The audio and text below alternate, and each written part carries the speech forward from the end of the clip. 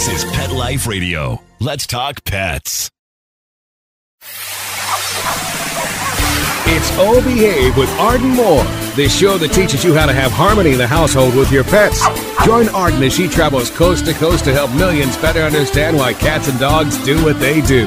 Get the latest scoop on famous faces, their perfectly pampered pets, and who's walking who in Rin Tin Tinseltown. From famous pet experts and best-selling authors to television and movie stars, you'll get the latest buzz from wagging tongues and tails, garner great pet tips, and have a doggone fur-flying fun time. So get ready for the pause and applause as we unleash your Oh Behave host, America's pet edutainer, Arden Moore. Welcome to the Oh Behave show on Pet Life Radio. I'm your host, Arden Moore. Now raise your right paw if you agree that having a pet in your life makes your life better. Dogs, cats, other companion animals, they don't care if you're a billionaire or if you work for minimum wage. They don't care if you live in a mansion or a tent, as long as they're with you. Now, I want you to get ready for a very special episode today, listeners. This is the one that will fill you with compassion and hopefully action. I am honored to welcome a board-certified emergency medicine veterinarian who is leading a nationwide effort to provide free medical care for pets to the homeless. And as you will discover, he does much more. Let's give pause and applause to my new pet hero, the remarkable Dr. Jon Geller. Welcome to the show, Dr. Geller. Well, thanks, Arden. I've got my paws up. That was a really nice introduction. I appreciate the kind words. Well, as I said, I was a long time as a newspaper reporter, and I believe if your mother tells you she loves you, check it out. I checked you out, and you passed with flying colors. Oh, glad to hear it.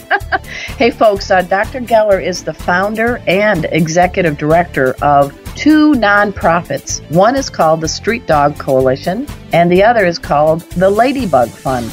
Now, we're going to discover the good work this good doctor is performing right after we take this commercial break. So, you know the drill.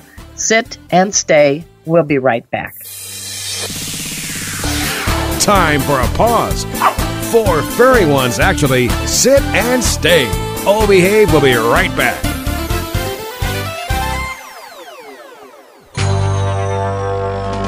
It's DesignerPetSweaters.com. Hand-knitted designer sweaters for your precious pup or cool cat. Beautiful couture patterns for your pets, including custom-knitted formal wear, casual wear, yachting, and even sports-themed. Many designer pet sweaters include feathered tammy hats, top hats, and a lot of sparkle. Each sweater includes leg loops, front paw sleeves, and leash opening. Visit DesignerPetSweaters.com to order your 4-legged fashions today. Your pets will stay warm for the winter and be runway ready. Large or small, we fit them all. DesignerPetSweaters.com.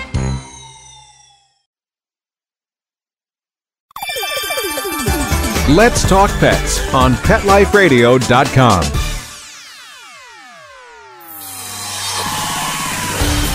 Oh Behave is back with more tail-wagging ways to achieve harmony in the household with your pets. Now, back to your fetching host, America's pet edutainer, Arden Moore. Welcome back to the Oh Behave show on Pet Life Radio. I'm your host, Arden Moore. Our special guest today is Dr. Jon Geller. He's an inspirational veterinarian and founder of these two nonprofits, the Street Dog Coalition and the Ladybug Fund. Now, both are aimed at providing medical care for an often overlooked population, the homeless and those unable to pay for emergency care for their pets. I mean, wow. I got to say, bow wow, Dr. Jon. I think you should be promoted to the title of St. John. I'm not sure. I don't think so. No? Okay. So let's get started right off. Let's first distinguish the difference, the Street Dog Coalition and the Ladybug Fund, and we will definitely be shouting out their websites and Facebook pages. Okay. They're two fairly different programs with a lot of overlap. I'll start off with the Ladybug Fund because it's been around longer. And it's a pilot program, meaning it's a fund that we're hoping to repeat in other states because right now we're only active in Colorado. Okay. The mission is to reduce the incidence of economic euthanasia, where pet owners actually have to put their pets to sleep because of the lack of funds, even though they may have a treatable disease. And this usually happens in the middle of the night when there's only one option. Usually it's in a 24-hour emergency clinic somewhere. And those clinics are expensive. And so it's really hard. Obviously, it's devastating for owners and for the staff of these emergency hospitals have to go through this euthanasia decision. So the Ladybug Fund relies on trickle donations and other funds to provide enough care at least to get that pet through the night and look at other options the next day. It doesn't necessarily pay for a $5,000 surgery, but it will usually, again, get them through the night, stabilize, provide pain management, etc. So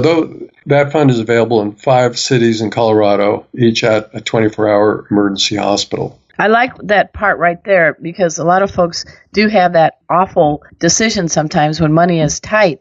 And if they could just get through the night stabilizing their pet, then maybe, as you said, they can see their own veterinarian during the day and records and all that, and information can be transferred. That would save a lot of money and save a lot of lives. Exactly. And then we're partnered up with some other groups to help make that happen. Just to mention the trickle donation idea, every pet owner that comes into any of these emergency hospitals, when they check in, they're given the opportunity to kick in an extra $2 or $5 to help cover these cases. And a good many of these pet owners will do that. So that's how we get funds trickling in from the 5 different hospitals to allow us to build up enough money to help these pets that come in the middle of the night. And for everybody listening, we'll have it on our site, but I want you to dash over to theladybugfund.org after this show.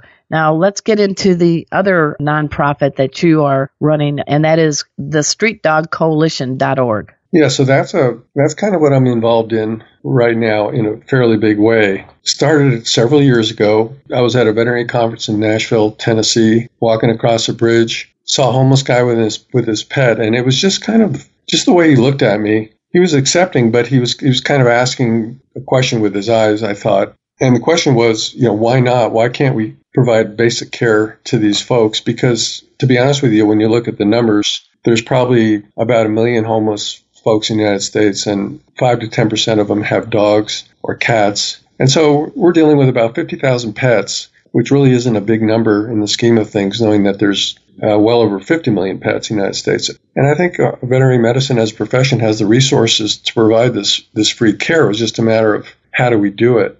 And so that's what I set out to do. And we've set up street dog teams, we call it. And again, we take care of cats also, of course. In different cities throughout the U.S., I'm really busy in Colorado, my home state. And during the warmer months, we travel up and down the Front Range doing street clinics in different cities. And our street dog teams, which are now in 20 different cities in the United States, are basically doing the same thing. And it can take quite a few different forms. Who makes up your street dog teams? Are they veterinarians, vet techs? What kind of folks are on the team? Each team is led by a veterinarian who's responsible for the quality of care. And a really big priority for us is to make sure the care it's very personalized and it actually is high quality. It's just not highly technological. We're using X-ray vision instead of X-rays. And by that I mean a good physical exam and a history. And then we have veterinary technicians. We have others that help us with just intake and paperwork and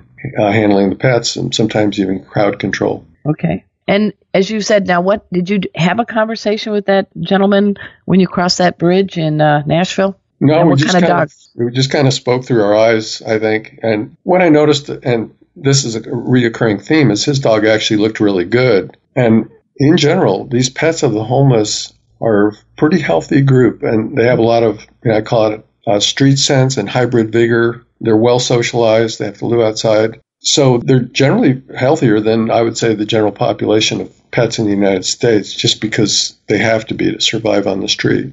And when you say by like a street sense and, they're living outdoors, and tell me a little bit about it. Let's give me a couple of cases of involving some dogs or your observations how the dogs are versus the cats that are teamed up with the folks without homes. So these dogs become, definitely like life partners to these folks that are living outside. And because of the high level of social dysfunction and mental health issues that exist on the street, usually it's, kind of a pack of two, I call it, an owner and their dog. And so, ironically, I think many of them have better lives than our own pets because they do live out an active outside life, which for most dogs is fun. And they're with their owners usually with their owners 24/7. And then you combine that with the fact that their owners will feed them first and take care of their needs before their own. And you can see why they're potentially living a pretty good life. They definitely require some medical care because living outside adds public health risk. They probably have twice the risk of rabies or twice the risk of leptospirosis. Right. Tick-borne disease, just because the exposure is much more. And they don't have probably their baseline vaccinations either, right? Right. Many of them have never seen a vet or the owners don't know if they have because the dogs kind of get traded around. So our first job is to make sure we get that rabies vaccine in them because of the public health issues. It's not so much that rabies is a high-risk disease in dogs. It's that if someone gets bitten, it becomes kind of a legal and financial and a public health nightmare. Their dog might have to be quarantined, etc., or even euthanized in some cases. So we get that done, and then we do the other core vaccines. But it's the approach. How are you approaching folks? You have to develop a level of trust, don't you? We do, and that takes a while. We put on street clinics where pretty much nobody showed up. And that's the point is you don't care, you just do it again. We have learned some lessons along the way, and so we try to network with people that are already working in the homeless community and that are trusted. And so we piggyback along with them many times. And they're the ones that help get the word out. It is hard to communicate with this group as a whole. So we closely work with homeless advocates and resources. So would these be social workers? Give me some examples. Churches, what? Homeless shelters are kind of the base. Okay. And these can be overnight shelters or day shelters. The day shelters provide daytime services, so that's often where we might set up shop. And they usually have mental health services there and social workers that'll help guide us in is picking the best place to set up and find out where are the encampments, where are the homeless folks, where are the ones with pets, because it can be very hard sometimes to figure out where the best place to set up a street clinic is, for example. Or folks are often hiding out down by the river. I mean, they're not in real obvious places because they're probably going to get kicked out. So it is a challenge to find them and offer services to them, and at the same time not open up the floodgates so that everybody with a pet might be looking for free services might come, and that has happened a few times where we've just been overwhelmed with folks that were outside that group.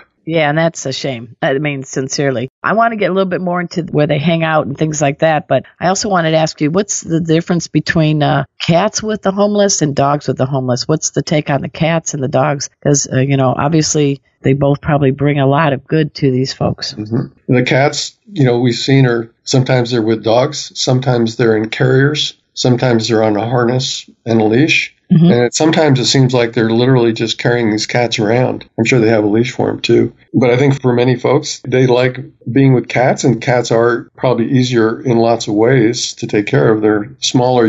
One of the big issues that we hear about is folks with pets can't get into overnight shelters to sleep, so they're forced to sleep out on the street because these shelters don't allow pets, but they much more likely allow a cat that was enclosed in a small carrier. So I think life is a little bit easier if you've got a cat versus a dog, especially a big dog. Okay.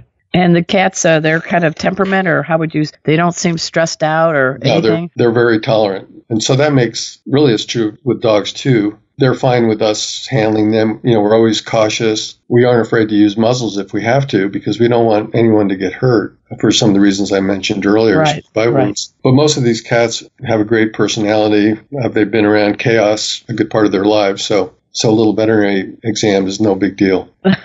When you say chaos, what do you mean? Life on the street. I mean, doing this work, I've been sucked into this issue of homelessness. So now it's gone beyond just what's happening with these pets, but it is all tied together. But it is, again, I just can't emphasize how tough it is on the street for a homeless person that has a pet, because now they aren't even able to go into stores or doctor's offices and get exams, or it's even hard to take a shower because so many homeless shelters and places just don't allow pets. So there's a lot of people around. There can be some people going on. It's not unusual for that to happen. What kind of fighting do you mean? Between the dogs or people? Lots of yelling. Oh, potentially. Okay. Unfortunately, backpacks get stolen. Again, this is a group that's obviously not real well adjusted to society. So conflict on the street is definitely part of it. And violence is something, especially against women, that I'm thinking that service dogs meant to serve a protective role, not an aggressive way. would actually really be helpful for many of these women that I see toughing it out living on the street. Have you had any opportunity to pair service dogs with some of these women?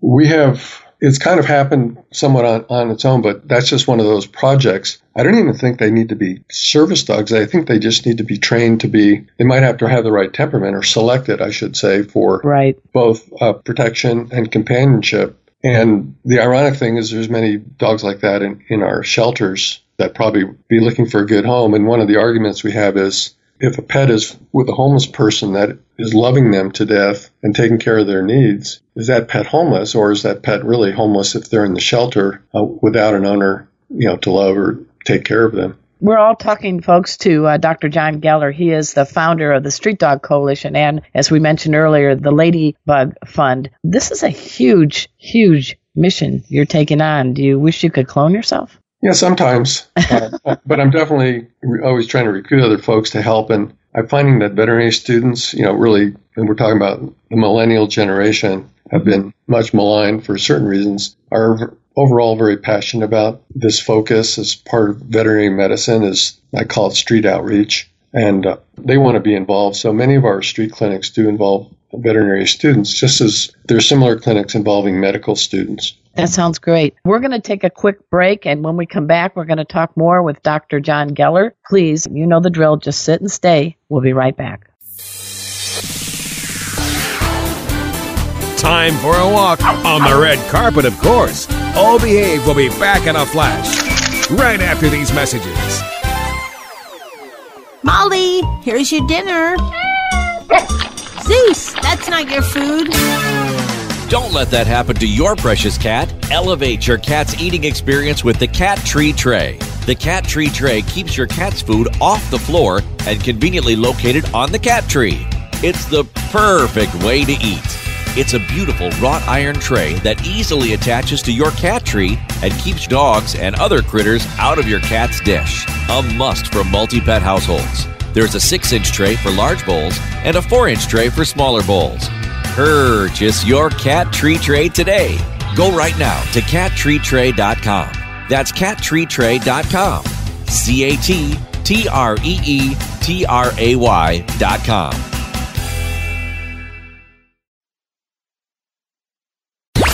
Let's talk pets. Let's talk pets On Pet Life Radio. Pet Life Radio.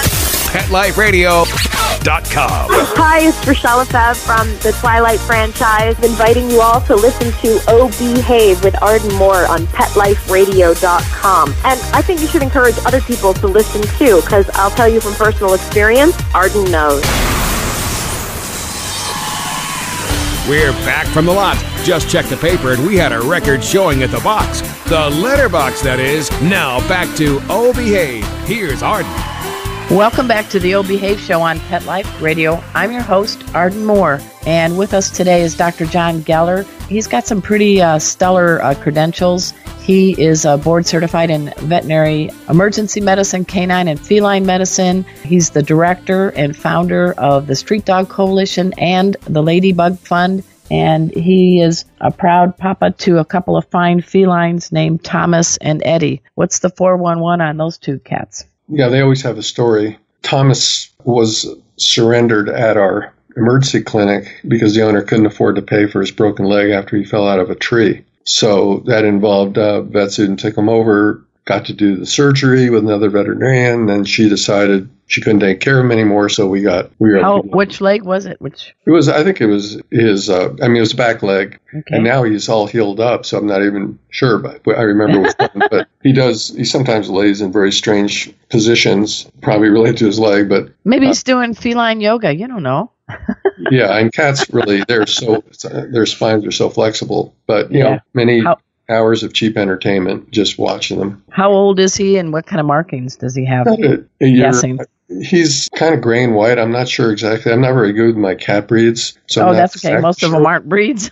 Yeah, exactly. Some kind of mix. He looks kind of Abyssinian, but his markings have changed over time. So he's a pretty cat. Is he about a year old, you said, or how old? What's that? How old do you think Thomas he's about 8 years old. Okay. And how about Eddie? Eddie's a 7-year-old that we was adopted from a feed store And he was a tiny little kitten, really, small cat. And he was supposed to be, we thought, maybe one of these kind of miniature mini cats that wouldn't get very big. But both of them are actually quite large, don't do a great job of controlling their weight. The challenge for many cat owners, right? Right. They're indoor cats, lazy. I was going to do a study and literally stay up for 24 hours to see what these cats do for 24 hours, because I suspect they sleep for about 25 of those 24 hours. Probably. What kind of markings does Eddie have, and what's his personality? He's one of those tuxedo cats, black and white. All right. And he's a little bit strange. Sometimes he kind of gives you a blank look, but overall he's very, very affectionate, loves to knead you with his sharp claws. And nice. Yeah. Both cats are like that. So only on your nice clothes, right? Yeah, definitely. Like my down coat has little pieces of down coming out of it now. I have to get some duct tape. So what got you into the field of veterinary medicine? I took a detour. I didn't even go to vet school till I was 40 years old. Wow. And I worked as a kind of a builder up in the mountains of Colorado for 15 years. Never really finished college. Went to a few places. I spent 6 months traveling in the desert with a pack burro, kind of trying to figure out what I wanted to do. But that's when I was 23. So when I was 38, I finally decided, hey, I think I know what I want to do.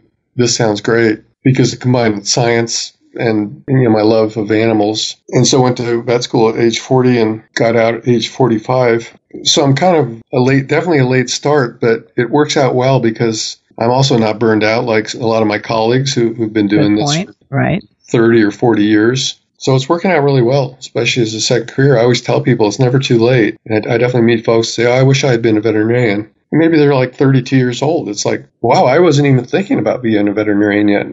Well, they have a show, The Rookie, he's 40. I think they should do a show now called The Veterinarian, and you could be the star of it. There's people older than me, and there's people in their mid-50s in vet school these days. So it is a thing. It is a great second career. I don't know, Arden, if you thought about still going to vet school, but you probably could. Well, I love you, but I think I'm a little older than you, but I agree. I think because I'm in the field of pet first aid and CPR, and I spend a lot of time with veterinarians, I'm not queasy about blood, and I like cats and dogs. It was something I wish I would have done it a little sooner, but I just admire people that are doing things for pets, because your patients aren't telling you, hey, doc, it hurts right here. That's true. But many veterinarians choose that career path because they don't necessarily, they kind of like that. They don't necessarily want to be dealing with people that are telling them where it hurts all the time. Yeah, I don't think there's a lot of hypochondriac poodles out there, are there? No, there's not. So it's kind of similar to pediatric medicine, though, because it is not something for someone that says, hey, I just want to work with animals. I love animals. I'm not really that great with people. It is a people profession. The owners are who we talk to and communicate with, and it's those skills, I think, really determines a veterinarian's success or failure versus his scientific knowledge and ability to do surgery or procedures. Yeah. Now, getting back to the homeless, you talked a little bit, and I wanted to get a little bit more specifics. There are a lot of encampments, and you did a presentation recently at a vet conference, and I appreciate you sending your presentation to me. I used to live in Oceanside, California. I'm very familiar with the Santa Ana area of Orange County, California. You've got a riverbed, and you talked about the encampment, quote, guard dogs. What's that all about? Well, this riverbed encampment, which actually doesn't exist anymore, but I was there in January of last year, so about a year ago. Basically a bike trail going along the Santa Ana River, and both sides of this trail are lined with tents and shacks, and they're fairly permanently lived in, meaning this isn't just one night at a time. Folks have set up camp there and set up their little houses, and I say over half of them have little chihuahuas or large pit bulls guarding their camps, because that's kind of their own police system. No one else is providing security. So chihuahuas are actually great camp guards because they're pretty noisy and they can actually be a little bit scary. That literally the week after I was there and taking some pictures, that camp got completely shut down and everyone was moved out of it and forced to find other places to go. I think they had 30 days of motels, and then after that they've dispersed in other places around in Orange County. I was just in the Long Beach area, and the Los Angeles River also has a bike trail along it, and it has encampments along it as well, but every so often they will get shut down and have to start all over. But because these dogs provide that protective function and companionship, it is a good match, but they need veterinary care. We provide preventive care, but we also deal with, there's lots and lots of skin issues, places like California with fleas, and you go up further north, the Midwest, and ticks are a big problem. And certain areas of down in Florida, heartworms are a big problem. So it's important to just get them the basic medical care and try to do as much as we can in that setting. We definitely aren't doing major surgery out in the field, but we can do quite a bit, just like a paramedic could do out of an ambulance. So it seems like there's kind of a catch-22 you're facing. You're going to these places, these encampments, and maybe word of you coming can sometimes alert the authorities, or the authorities, it seems like it's a vicious cycle because these people need a place to be, and they can't just puff up into a cloud and, hang out on the clouds. Right. If you have a few minutes, I can tell you a quick story that happened to me in Las Vegas, where we were... Is this with the tunnel people or what? Yeah, with the tunnel people. We were getting set up to do a street clinic, and literally the night before, Las Vegas, this is North Las Vegas we're talking about, very different than Las Vegas. North Las Vegas is really, it's a concrete jungle. There's no grass, or everyone's sleeping on the sidewalk. But there had been actually a serial murderer that had been killing some homeless men that had been sleeping on the sidewalk, and he did this in almost the same location each time. The police had set up a sting using just a sleeping bag just over a mannequin and set up a video camera, and they actually caught a guy on videos sledgehammering this mannequin, quote unquote, to death. So they were able to, obviously they figured out who it was. They found the guy, they traced him back to the other murders. But the next day there was lots of police officials, lots of policemen, lots of city officials around. And when we tried to set up our street clinic, they were there and they were nearby, and it kept everyone away. And so our attendance was much less than we expected because of presence of city officials. And then I found out that a lot of these pet owners may not be legal immigrants, for example, so they're worried. Oh, yeah. They're even just worried about their pets being taken away because they don't have a proper license. There may be warrants out for their arrest. So what we learned was try to minimize the presence of officials and police as much as we can, but we still have to worry a little bit about security in some areas. So kind of fine balance. But that all goes to the trust. And we've been doing stuff in Las Vegas since then, and now there's rotating clinics, and now there's a high level of trust. So explain how you built that trust the second time you went to Vegas, because it sounds like these folks could use your help. You said you work with, but what specifically? What's the kind of conversation you have, or is there certain body language things you do to build that I'm here to help you, I'm not here to take you away from your pet? Well, it goes back to what I said earlier. We partnered with another group they're called Street Dogs LV, Street Dogs Las Vegas. They spell it with a Z. Okay. They work in Las Vegas. They provide free pet food and medical supplies and free pet boarding. If someone, let's say someone has to go to jail or they have to go into a rehab or whatever, they take care of their pets for them. Oh, nice. We partnered with them, and they had already developed a lot of trust. And so every 2 or 3 months, we're doing a street clinic in a different part of North Las Vegas with them. And then Las Vegas has a large homeless population. They do an event called Homeless Connect, which they probably have in Dallas and many other big cities, where multiple services are offered in a large one-day event where people can rotate between getting haircuts, legal aid, housing assistance, free clothing, free meal, goes on, and we provide free medical care. So they had over 4,000 people show up at the last Homeless Connect. Wow. In Las Vegas, and probably only 200 or 300 of them brought their pets, but that's still a lot of pets to deal with in one day. So there's those kind of events also. We're getting ready to wrap up the show, and I know we could talk to you for years, and even dog years. But Dr. Geller, what are some things specifically our listeners can do? Because not everyone may feel good about just joining or helping out, in person. But I want to make sure we get everything out there. It is the StreetDogCoalition.org and the LadybugFund.org. But and follow you guys on Facebook. But can you give our listeners some help on how they can help? Yeah, definitely. Really, to keep it simple, I'm trying not to sound too mercenary. We need funds for medical supplies. Okay. And really, we're a volunteer organization. Nobody's getting paid to do any of these street clinics. So we're getting veterinarians, do this work, and technicians, et cetera. They're all donating their time. We get some supplies donated, but we have to buy things like tick and flea medication, heartworm prevention, and people that have bought these know that they're pretty darn expensive, especially for dogs. So funds actually help us out the most. Okay. I did want to mention, for anybody who has a special interest in homeless veterans, we specifically focus veterans events where these homeless veterans are afforded services, and we can take care of their pets for them, because that's a place where we've seen how important that bond is, probably in preventing even more suicides among these homeless veteran groups. So that would be the best way to help it. If you have interest in volunteering in your city, send an email to us, and we can put you in touch with if we have a group in that city, we can put you in touch. And it'd be also good if you identify what your skill set is. Okay. Even if you're not a technician or veterinarian, there's needs for other folks too. Even giving people rides sometimes comes up. That sounds great. Now, you do work you work at a clinic in what part of Colorado? So I live in Fort Collins, Colorado. Okay. Northern Colorado. I'm associated with a 24-hour emergency hospital. And so I've been doing the emergency part of the 24-hour part for about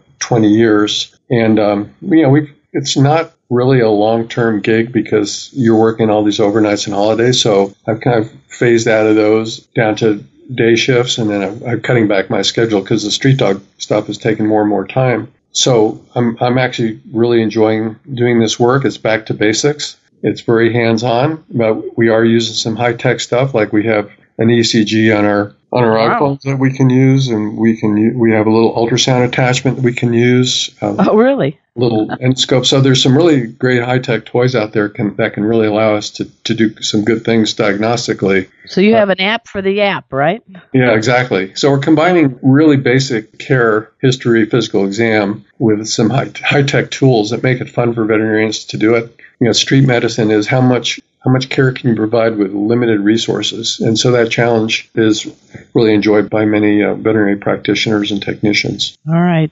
Again, I am delighted to have you on our show. I see this. I know you get some media coverage. This is a book, man. You have a book right here. You have a whole show, Mammy, don't you think, in your spare time? Yeah. Yeah, probably. I probably could. But my spare time is non-existent. It's watching Thomas and Eddie sleep, right? Yeah, that's kind of what I do for laps. All right. It's been an honor to be able to speak with you today. Everybody, I'm speaking with Dr. Jon Geller. He is the founder of the Street Dog Coalition and the Ladybug Fund. Please go over to those sites after the show and do what you can to help out this great cause. We all know the priceless asset we have in our home that may bark or meow. And, there's people that live in tents and people that live on riverbeds, and they too share this common connection we have with pets, right, Dr. Jon? That is absolutely right. That's our commonality in pets, and that's what allows us to connect with these folks, which can be really challenging otherwise. That's true. Well, folks, please check out his site. See what you can do to help. This cause is growing. You can give money, you can give your time, you can give both. And I also at this time want to give a special shout out to my producer, Mark Winter. He is the Wizard of Paws. Pet Life Radio is the #1 pet radio network on the planet, and he's the reason for that. So until next time, everyone, this is your flea-free host, Arden Moore, delivering just 2 words to all you 2, 3, and 4-leggers out there. Oh, behave. Coast to coast and around the world, it's Oh Behave with Arden Moore. Find out why cats and dogs do the things they do, and get the latest buzz from wagging tongues and tails in Rin Tin Tinseltown. From famous pet experts and best-selling authors to television and movie stars, you'll get great tail-wagging pet tips and have a fur-flying fun time. All Behave with America's pet edutainer, Arden Moore. Every week on demand, only on PetLifeRadio.com.